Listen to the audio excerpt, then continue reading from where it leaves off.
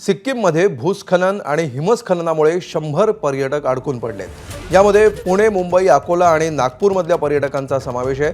यामध्ये अकोल्यातील 16 जण अडकलेले आहेत। अकोल्यातील doctor Prashant Barapatre, doctor Sheetal Tongse, doctor Sanjay Shinde आणि डॉक्टर प्रभाकर जायभागे हे 4 डॉक्टर कुटुंबियांसह लांचुंग परिसरामध्ये अडकलेले आहेत। या 16 लोकांच्या रेस्क्यूसाठी राज्य सरकारकडून प्रयत्न सुरू आहेत आणि सिक्कीममधील सरकार आणि प्रशासनाशी संपर्क साधण्याचा प्रयत्न देखील सुरू आहे।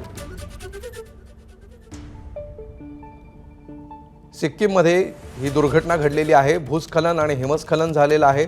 जवळपास 100 पेक्षा अधिक पर्यटक या हिमस्खलनामुळे अडकून पडल्याची माहिती सध्या समोर येते आहे।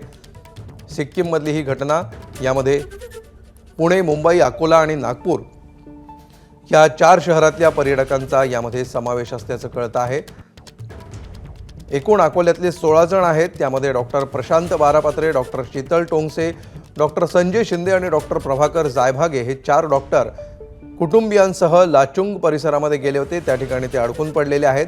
एकूण 16 लोक आहेत आणि या 16 लोकांच्या रेस्क्यूसाठी प्रयत्न सुरू आहेत। आणि अधिक माहिती घेऊया, आमचे प्रतिनिधी उमेश हाळवणे सध्या आपल्या सोबत आहेत। उमेश, काय नेमके अपडेट्स मिळतात या ठिकाणचे? अमोल, हे जवळपास 100 ते 125 महाराष्ट्रातले पर्यटक आहेत जे सिक्कीममधल्या लाचुंग येथे मोठ्या प्रमाणात भूस्खलन झालेलं आहे। गेल्या 2 दिवसापासून मोठ्या प्रमाणात पाऊस सुरू आहे आणि त्यामुळे आज सकाळपासूनच लँडस्लायडिंग मोठ्या प्रमाणात झाली होती आणि सर्व पर्यटक जे आहेत ते लाचुंग येथे होते आणि सकाळी 6:30 वाजतापासून सर्व पर्यटक अडकलेले आहेत, ज्यामध्ये अकोल्यातील 16 पर्यटकांचा समावेश आहे।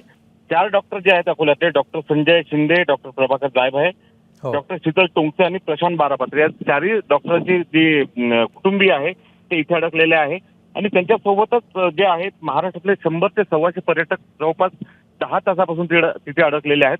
मात्र प्रशासन आणि तिथलं सरकार मोठ्या प्रमाणावर रस्त्यावरलं जे लँडस्लायडिंग झालेली आहे ते बाजूला करण्याचा प्रयत्न करत आहे आणि मोठे मोठे मलबा जो आहे, दगड आणि राडा रोड जो आहे तो मोठ्या प्रमाणात हटवण्याचं काम सुरू आहे। मात्र 10 तासांपासून सर्व पर्यटक तिथे अडकलेले होते अमोल, आणि आता जवळपास ते पर्यटक तिथून हळूहळू निघायला सुरुवात झाल्याचं आत्ताच आपलं डॉक्टर बारापात्रे यांच्याशी बोलणं झालेलं आहे। मात्र 10 तासांपासून महाराष्ट्रातले जवळपास 150 पर्यटक जे आहे ते तिथे अडकलेले होते अमोल। निश्चित, धन्यवाद उमेश या सविस्तर माहितीबद्दल। या पूर्ण ऑपरेशनवर आपली नजर असेलच आणि यावेळेचे अपडेट्स वेळोवेळी आपण घेत राहू। एबीपी माझा, उघडा डोळे बघा नीट।